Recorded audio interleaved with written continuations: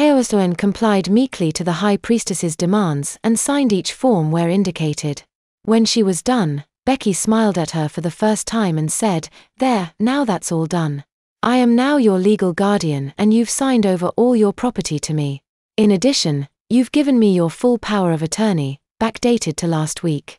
You've also signed a document saying that you feel that mental pressures have made you incapable of handling your affairs and want me to dispose of your property to pay for mental treatment which you intend to seek in another state.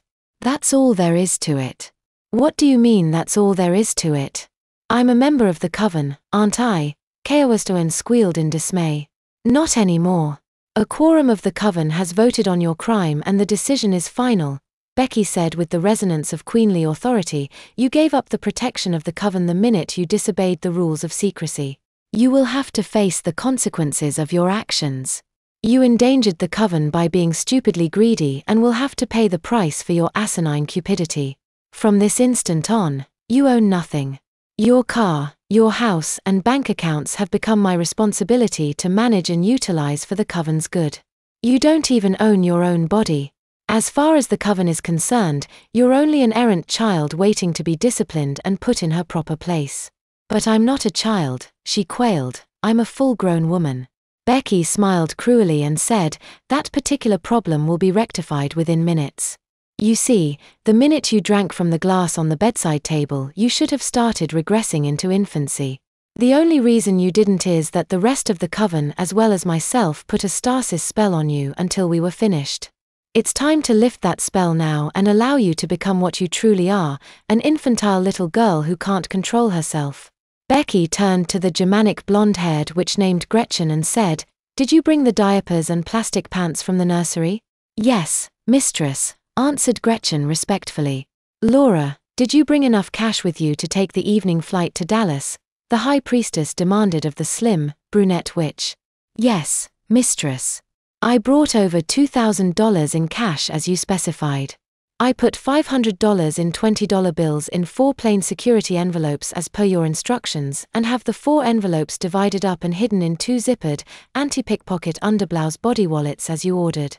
I have another $100 in assorted 20s, 10s, 5s, and 1s as well as $5 in change in a small change purse in my pocket so I can pay the cabbie without exposing how much money I'm really carrying. I also brought 2 wigs and a change of clothes in an old oversized handbag.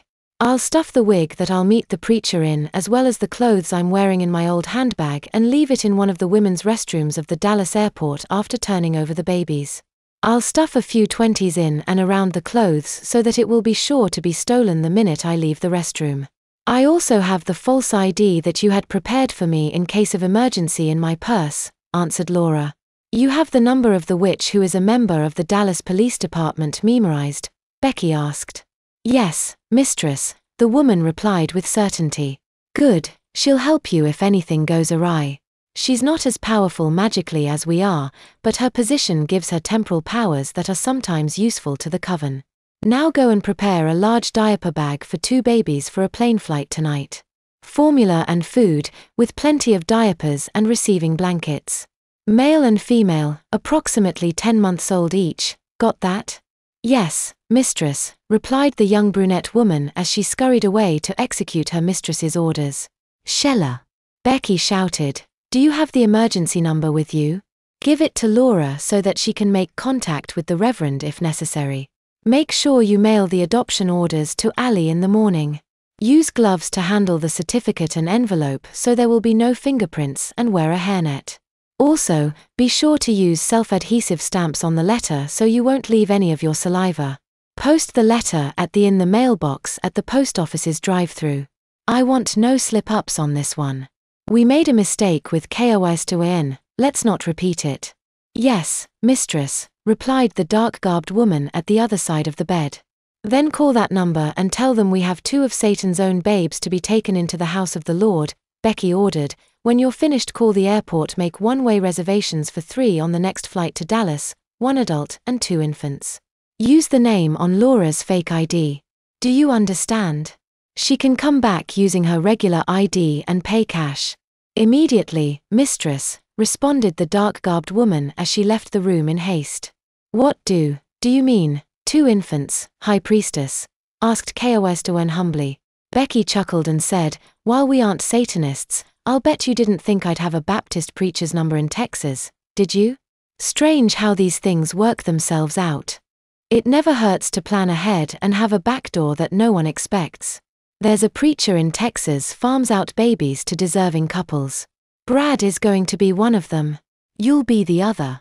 Now here is the fun part. This particular preacher only selects the most righteous, God-fearing members of his flock to be adoptive parents. You will never hear of witchcraft again. After a few years of crawling in diapers at the Holy Roller's feet, the whole idea of witchcraft will be anathema to you.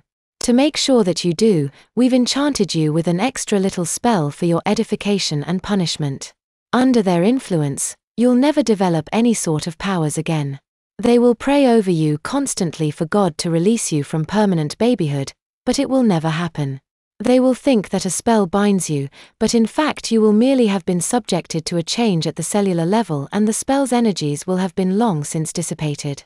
You yourself will receive a second spell, a geese, which will permanently change the structure of your psyche. The geese will do things to your psyche that you can't imagine now. Among the changes will be hallucinations which we believe you will find distasteful. There will be other effects which you won't like but are necessary for the security of the coven. Unless your new parents wish to indulge themselves in witchcraft and have the power, there is nothing they can do will change you back to what you were before. You and Brad will never talk again and never grow up. Shella will tell the minister now that she's kidnapped you from a sect of baby-killing Satanists and is frightened for her life. She's quite theatrical with her histrionics and her voice is close enough to Laura's in timbre so that he won't detect the switch. She'll tell him that they put a curse on you to remain babies so that you can be used as human sacrifices.